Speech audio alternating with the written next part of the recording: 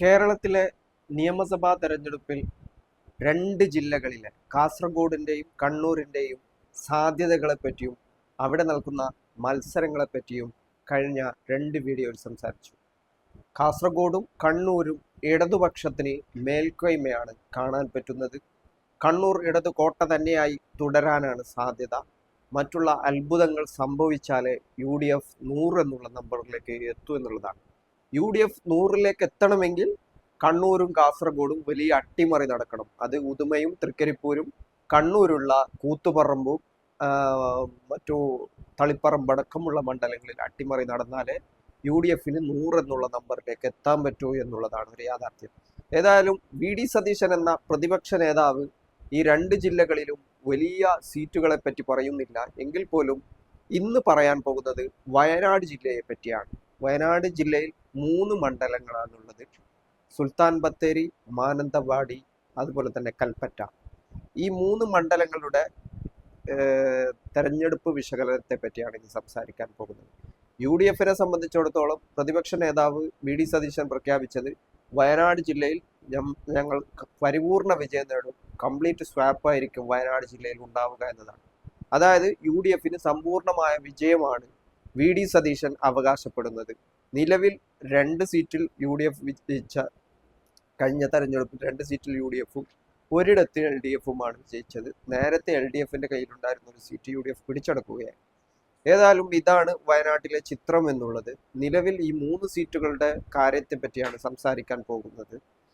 കണ്ണൂരും കാസർഗോഡും നോക്കുമ്പോൾ ആ 2 ജില്ലകളുടെയും മൊത്തം സീറ്റുകൾ നോക്കുമ്പോൾ കണ്ണൂര് ഒരു 8-3 അല്ലെങ്കിൽ 9-2, 9 LDF 2 UDF അല്ലെങ്കിൽ 3 UDF 8 LDF.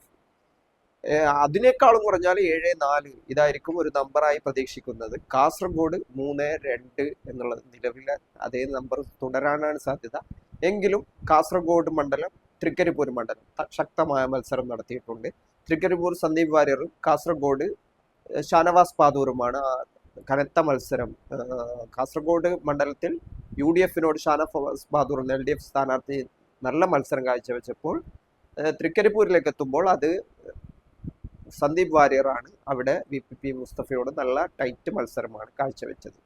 മഞ്ചേശ്വരത്ത് BJP നേരത്തെ പ്രതീക്ഷ പുലർത്തിയിരുന്നു. പക്ഷേ തെരഞ്ഞെടുപ്പിന് ശേഷം BJP അത്രയൊന്നും സാധ്യത മഞ്ചേശ്വരത്ത് കാണുന്നില്ല എന്നതാണ്. അതിന് പ്രധാനപ്പെട്ട കാരണം SIRലൂടെ പുറന്തള്ളപ്പെട്ട വോട്ടർമാരിൽ ഭൂരിഭാഗവും BJPക്ക് വോട്ട് ചെയ്യുന്ന ആളുകളായിരുന്നു എന്നുള്ളതും, മറുഭാഗത്ത് കൂടുതൽ ചേർക്കപ്പെട്ട വോട്ടുകളും പോൾ ചെയ്ത വോട്ടുകളും വലിയൊരു ശതമാനം മുസ്ലിം വോട്ടുകളാണ് എന്നുള്ളതും BJPയുടെ സാധ്യത കുറക്കാനുള്ള കാരണമായിട്ടുണ്ട്. ഏതായാലും വയനാട് ജില്ലയെ പറ്റി നമുക്ക് ഇന്ന് സംസാരിക്കാം.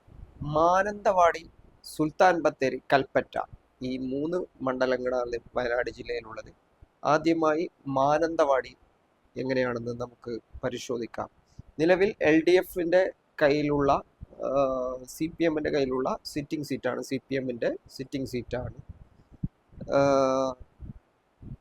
OR കേളുവാണ് ഇപ്രാവശ്യം CPMന്റെ സിറ്റിംഗ് MLA തന്നെയാണ് സ്ഥാനാർത്ഥിയായി മത്സരിക്കുന്നത്. കോൺഗ്രസിന് വേണ്ടി ഉഷ വിജയനാണ് മത്സര രംഗത്തുള്ളത്. കഴിഞ്ഞ തവണ ഈ OR കേളു 72,000 വോട്ട് നേടി ഏകദേശം 9,282 വോട്ടിന്റെ ഭൂരിപക്ഷം നേടിയാണ് വിജയിച്ചത്. PK ജയലക്ഷ്മി എന്ന കോൺഗ്രസിന്റെ സ്ഥാനാർത്ഥിയെയാണ് അന്ന് പരാജയപ്പെടുത്തിയത്. 9,000 വോട്ടിന്റെ ഭൂരിപക്ഷമാണ് ഉണ്ടായിരുന്നത്. ഭൂരിപക്ഷം ഒരു 5,000 വോട്ട് അങ്ങോട്ടും ഇങ്ങോട്ടും പോയാൽ മണ്ഡലം മറിയും. പക്ഷെ മറിയാനുള്ള സാധ്യത കാണുന്നില്ല. എങ്കിലും ഒരു UDF തരംഗമുണ്ടായാൽ മറിഞ്ഞേക്കാം. അങ്ങനെയാണ് നമുക്ക് പറയാൻ പറ്റുകയുള്ളൂ. 2016ലും OR കേളു തന്നെയാണ് ഈ മണ്ഡലത്തിൽ വിജയിച്ചത്. അന്നത്തെ ഭൂരിപക്ഷം 1,300 വോട്ടിൻ്റെതായിരുന്നു.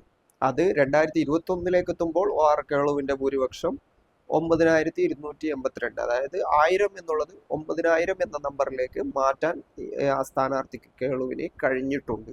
PK ജയലക്ഷ്മി എന്ന കോൺഗ്രസിന്റെ സമുന്നതരായ നേതാവാണ്. നേരത്തെ തന്നെ അവർ സ്ഥാനാർത്ഥിയായി ജയിക്കുകയൊക്കെ ചെയ്ത മണ്ഡലമാണ്. മന്ത്രിയായിരുന്നു കോൺഗ്രസിന്റെ UDFന്റെ ഭരണകാലത്ത്. പക്ഷെ അവർക്ക് 2 തെരഞ്ഞെടുപ്പിലും കഴിഞ്ഞ തവണയും അതിനു മുമ്പും കാലിടറുകയായിരുന്നു. SDPI കഴിഞ്ഞ തവണ ആ മണ്ഡലത്തിൽ മത്സരിച്ചിട്ടുണ്ട്. 2000-നടുത്ത് വോട്ട് അവർക്കുമുണ്ട്. അതെങ്ങോട്ട് പോകും എന്നുള്ളതാണ് ഏറ്റവും പ്രധാനപ്പെട്ട വിഷയം. നിലവിലുള്ള കേരളത്തിലുള്ള സാഹചര്യത്തിൽ അത് LDF തന്നെ പോകാനാണ് സാധ്യത.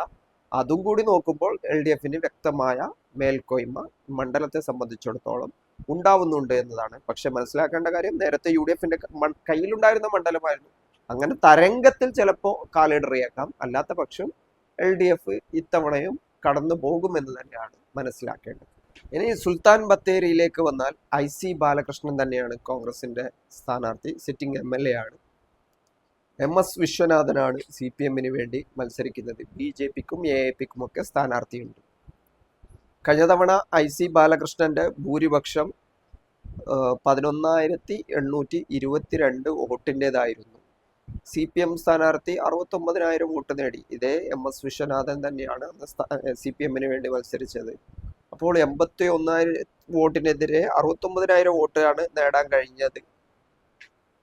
CK ജാനുവിന്റെ പാർട്ടി അന്ന് മത്സരിച്ചിരുന്നു. അന്ന് NDAയുടെ കൂടെ ആയിരുന്നു. അവർ 15,000 വോട്ട് നേടിയിട്ടുണ്ട്. ആ വോട്ടൊക്കെ ഇപ്രാവശ്യം കൂടുതലും ഇടതുപൊന്നി പോകാനുള്ള സാധ്യതയുണ്ട്. ഏതായാലും കഴിഞ്ഞ തവണത്തെ ഭൂരിപക്ഷം 11,822 വോട്ടായിരുന്നു. 2016 വരുമ്പോൾ IC ബാലകൃഷ്ണന്റെ ഭൂരിപക്ഷം 11,000 വോട്ട് തന്നെയായിരുന്നു. അപ്പോൾ CPM മണ്ഡലത്തിൽ അട്ടിമറി നടത്തണമെങ്കിൽ തീർച്ചയായിട്ടും 11,000 വോട്ട്, ഏകദേശം 7,000 വോട്ടെങ്കിലും മറിക്കേണ്ട ആവശ്യമുണ്ട്. പുതിയ സാഹചര്യത്തിൽ ഒരു ഭരണവിരുദ്ധമായ സാഹചര്യം മുൻനിർത്തി ഭരണം മാറാനുള്ള സാധ്യതകൾ കാണുന്നില്ല.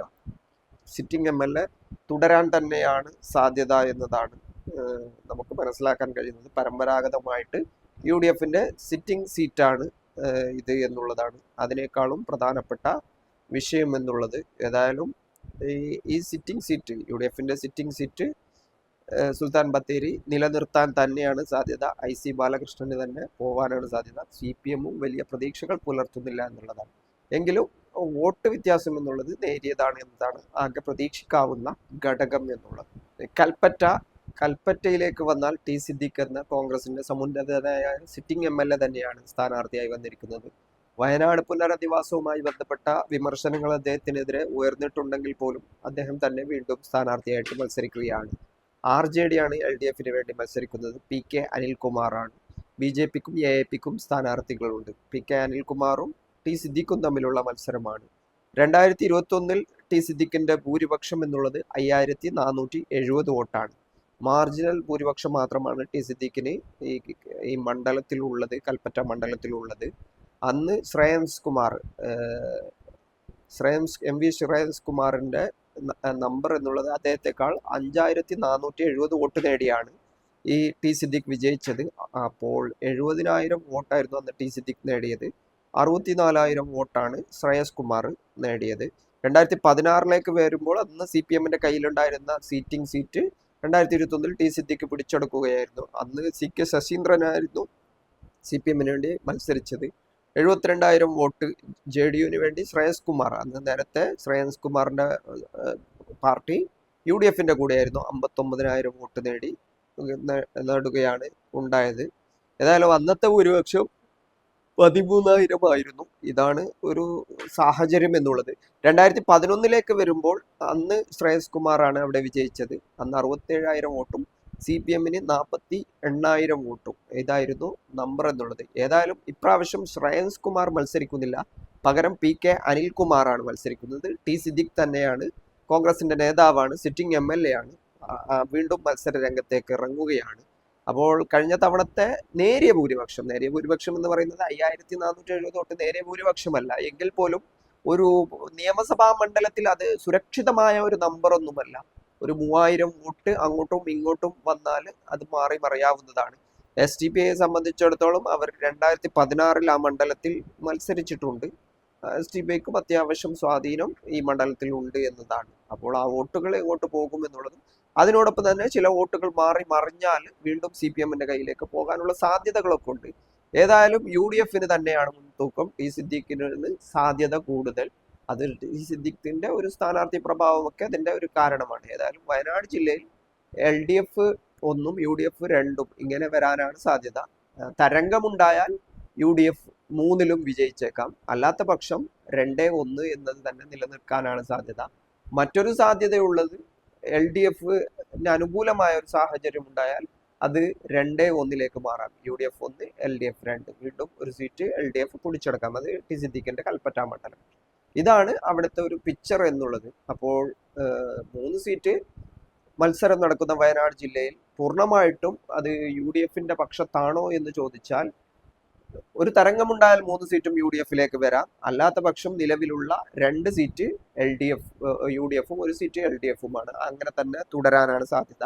മറ്റൊരു സാധ്യത എന്നുള്ളത് ടി സിദ്ദീഖിനെതിരായ ഏതെങ്കിലും വികാരങ്ങൾ ഉണ്ടായതിനു ശേഷം ഒരു CPM 1 സീറ്റ് കൂടി പിടിച്ചെടുത്ത് 2-1 നേരെ തിരിച്ചുമാവാം. UDFന് 1, LDFന് 2. ഇതാണ് വയനാട് ജില്ലയെ പറ്റി പറയേണ്ടത്. ഏതായാലും പരമ്പരാഗതമായിട്ട് UDFനെ പിന്തുണക്കുന്ന മണ്ഡലങ്ങളാണ്, വോട്ടർമാരാണ് വയനാട് ജില്ലയിൽ ഉള്ളത് എന്നതും നമ്മൾ മനസ്സിലാക്കേണ്ടതാണ്. ന്യൂനപക്ഷ വിഭാഗങ്ങളിലെ വോട്ടർമാർ കൂടുതലുള്ള ഒരു ജില്ല കൂടിയാണ് വയനാട്.